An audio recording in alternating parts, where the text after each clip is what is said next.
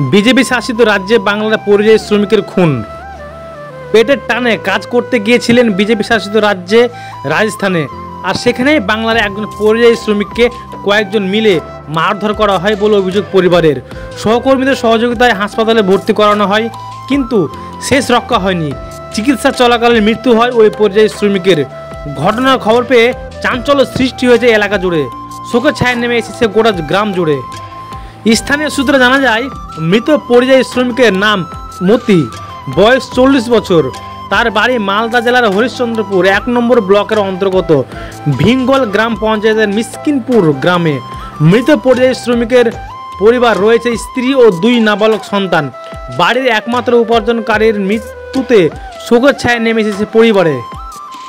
পরিবার সূত্রে জানা গেছে, রাজস্থানের জয়পুরে একটি সোনার দোকানে 20 বছর ধরেই কাজ করতেন। তবে ছুটি নিয়ে 5 মাস আগে বাড়ি এসেছিলেন। তারপর সে আবার সোনার দোকানে কাজে যোগদান করেন। গত আগস্ট মাসে 28 তারিখে দোকানের খাওয়ার রুমে ওই পরিযায়ী শ্রমিককে কয়েকজন মিলে মারধর করে বলে অভিযোগ পরিবারের। সহকর্মীদের সহযোগিতায় হাসপাতালে ভর্তি করা হয়। হাসপাতালে চিকিৎসা চলাকালীন শুক্রবার দিন সকালে তার মৃত্যু হয়। মৃত পরিযায়ী শ্রমিকের স্ত্রী রোশন খাতুন বলেন, একমাত্র আয়ের উৎস ছিল স্বামী, আজ আর সে নেই। ছোট ছোট 2 ছেলেকে নিয়ে কিভাবে চলবে সংসার? সরকারের কাছে আবেদন করছি, আমার স্বামীকে যারা মারধর করেছে, হত্যা করেছে, তাদের জন্য কঠোর শাস্তি হয়। মুখ্যমন্ত্রীর কাছে সাহায্য আবেদন করেছে। পরিযায়ী শ্রমিকের মৃত্যুর খবর পেয়ে ওই পরিবারের সাথে দেখা করতে যান পশ্চিমবঙ্গ সরকারের প্রতিমন্ত্রী তজমুল হোসেন। তিনি বলেন, বিজেপি শাসিত রাজ্যে বাংলার মানুষদের ঘৃণার চোখে তাকায়, তাই 1 বছর আগে থেকে কাম করছিল। তারপর কি হয়েছে? তারপর কি হয়েছিল, সোমবার দিনে ফোন লাগাইছিল আমাকে, গোটে দিনে লাগাইনি। আমি বলছি তো কেন ফোন লাগাইনি, আমি লাগালাম রাত 10টার পরে। তো একটা বাচ্চা ওঠালো ফোনটা, বাচ্চাটা ওঠাই না, বলছে যে কি আমার কাকু শেষ। তো আমার কাকুকে দেখতো ফোনটা, তো কানত নাগাই দিলে তো বলছে কি এই আইনের আমি শেষ। তো আমি বললাম কি শেষ কেন? তো আমার ছোয়া পাকে কি দেখবি, আর যে প্রচুর টাকা পয়সা আছে খাবি। আমাকে মারধর করেছিল। তো কে মারধর করেছে? স্টাফের লোক মারধর করেছিল। আমি শেষ, আমাকে হসপিটালে লাগাচ্ছে। তো কে লাগাচ্ছে? রুমের লোক লাগাচ্ছে। কোন দিন এই কথাটা কোন দিন বলেছে? মঙ্গলবারে। তারপর কত 20 বছর আগে থেকে কাম করছি। কিসের দোকানে কাজ করছে? সোনার দোকানে। কোথায়? জয়পুরে। জয়পুরে। হ্যাঁ, এমআই রোডে কাম করছে জয়পুরে। বিচার চাই, সঠিক বিচার চাই। মতি নাম ছিল। বয়স কত ছিল? বয়স 42 বছর। বলছি ও কি একাই কাজ করছে না আর সংসারে উপার্জনকারী কেউ আছে? 60টা লোক কাজ করছে, 60টা লোক কাজ করছে দোকানে। আপনার পরিবারের আয়ের উৎস কি? পরিবারে রাখলাই। আচ্ছা, আপনার বাড়িতে কে কে রয়েছে এখন বর্তমানে? আমার 2টা ছেলে আছে, ছোট ছোট। আর আপনি? আমি আছি, 2টা ছেলে আছে। আচ্ছা, বাচ্চাটির বয়স কত? এটা বছরের, এটা ছেলের 4 বছর 2 মাস হলো, এটা ছেলের 6 বছর হলো, 6 বছর 6 মাস হলো। আচ্ছা, এখন আপনার আবেদন কি সরকারের কাছে? শাস্তি চাই আমি, সঠিক তদন্ত চাইছেন। আপনার নাম? রোশনা খাতুন। আপনি কি হলেন ওনার স্বামী, স্ত্রী।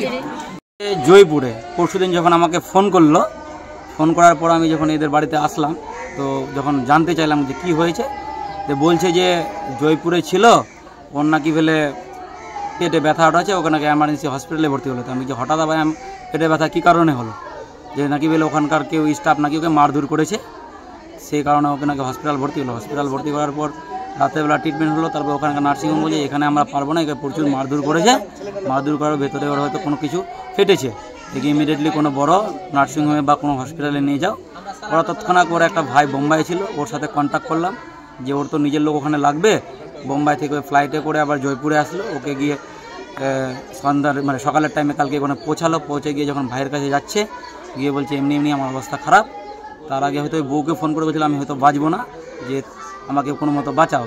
এরা আবার ওই তৎক্ষণাৎ টাকা পয়সা তো নাই, এখান থেকে আমরা যতটা পারলাম হেল্প করে ওদের ফ্যামিলি দিয়ে পাঠালাম টাকা। তারপরে ওখানে ওকে কী যেন বড় নার্সিংহোমে গিয়ে ভর্তি করার পর ওকে যখন অপারেশন বলে করতে হবে, ওকে টাকা লাগবে, তো টাকারও ইন্তজাম করা হয়েছে এই থেকে। তারপরে আরও লোকজনকে পাঠানো হলো যে দেখো এখানে ব্যাপারটা কী হয়েছে ওকে। তারপরে ওর যখন অপারেশন থিয়েটারে নিয়ে যাবো, যে ওখানকার ম্যানেজার আসলো, যে ওই সোনার দোকানে কাজ করতো, ওখানকার ম্যানেজার এসছে। ম্যানেজার বলছে এমনি এমনি ওর কয়েকদিন ধরে এখানকার একটা স্টাফের সাথে। কতদিন আগে কাজ করতে গিয়েছিল? ওই 5 মাস আগে কাজ করতে গেছিলো, কিন্তু ওই দোকানে, ওই সোনার দোকানে ওই সোনার দোকানে প্রায় 20 বছর ধরেই কাজ করে। গত 5 মাস আগে ওই গিয়েছিলো কাজ করতে, বাড়ি এসেছিলো, আবার 5 মাস আগে গিয়েছিলো, যাওয়া ওর 5 মাসই হলো। ওখানকার ম্যানেজার যখন ওর ভাইকে গিয়ে বলছে যে বোম্বাই থেকে আসলো, যে এমনি এমনি ওইখানকার স্টাফের সাথে ওর ঝামেলা হয়েছিল, তর্কাতর্কি হয়েছিল, ঝোড় ঝামেলা হয়েছে। তো আমরা যাই হোক, আমরা এখান থেকে যা করার করছি, আমরা লাগলে আমরা খরচা দিব আর কিছু, এটা ওটা বললো। তো বলছে যে কী বাতে হয়েছিল, তখন বললো ঠিক আছে আগে ট্রিটমেন্টটা করে। ওর ভাইকে বললো, ওরা মানে ওখানকার ম্যানেজার প্লাস ওখানকার যে একটা নীতিন নামে ছেলে ছিল, ওরা যখন ভাই ফোন করে জানলো, ওই ছেলেটা ওকে যখন ওই সোনার দোকান ছিল, সোনার দোকানের পাশে একটা খাওয়ার গেস্ট হাউস রুম ছিল, ওখানে খেতে গেছে। ওই খাওয়ার রুমে গিয়ে ওকে আক্রোশবশত ঝগড়া হয়েছিল, ঝগড়ার কারণে ওকে আক্রোশবশত ওকে চড়া হয়ে সবাই হয়তো কয়েকজন মিলে হয়তো মারধর করেছে। সে ওই কেন মারধর করলো কি জানতে পারছে? ওদের সাথে তর্কাতর্কি হয়েছিল, একই স্টাফ একই দোকানে থাকে, কোনো কারণবশত তর্কাতর্কি হয়েছিল।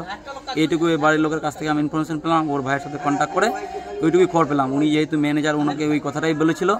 তারপরে এখনও যখন সকালে শুনলাম নাকি যে ওই অপারেশন হওয়ার পর সকালে নাকি আর রিকভারি হয়নি, ডেথ হলো। যখন ওর বাড়িতে এসে পৌঁছালাম, ওখানকার ওর ভাই বললো যে না, মানে এখন ডেথ হলো, নাকি ডেথ হয়েছে। এই ম্যানেজার বলে নাকি ইতিমধ্যে এসে পৌঁছাইছে ওখানে। কোন দিন মারা গেছে? আজকে সকালে মারা গেল। শ্রমিকরা অন্যান্য রাজ্যে গিয়ে যে এইভাবে আক্রান্ত হচ্ছে, মেরে ফেলা হচ্ছে, তো খুবই দুর্ভাগ্যজনক ঘটনা, মানে খুব শোচনীয় জিনিস। চাইছি যে যাতে আগামী দিনে এরকম যাতে ঘটনা না ঘটে, মানে সরকারি হোক বা প্রশাসনের দিক থেকে যাতে কোনো একটা ব্যবস্থা করুক, এর পরিবারকে যে কোনো একটা মানে আশ্বাস দেওয়া হোক যে ইনি যাতে কোনো সঠিক তদন্ত, সঠিক বিচার পায়। যেহেতু ছোটো ছোটো দুটো বাচ্চা আছে, একটা 4 বছর, একটা 6 বছরের। হ্যাঁ, উনি একমাত্র পরিবারে উপার্জন করেছিল। কি নাম? দুটা ছেলে, একটা স্ত্রী। ওর নাম মতি, বাবার নাম ওর শরীফুদ্দিন, গ্রাম ওর মিসকিনপুরে, পোস্ট জাবরা, থানা হোসেনপুর, জেলা মালদা। কি নাম আপনার? আমার নাম খায়রুল আলম। আমি এই গ্রামের গ্রাম পঞ্চায়েতের সদস্যের ছেলে। আমরা মিসকিনপুর গ্রামে দাঁড়িয়ে আছি। এটা হচ্ছে যে পরিযায়ী শ্রমিক যে রাজস্থানে মারা গেছে, তার বউ, তার পাশে আমরা এসেছি।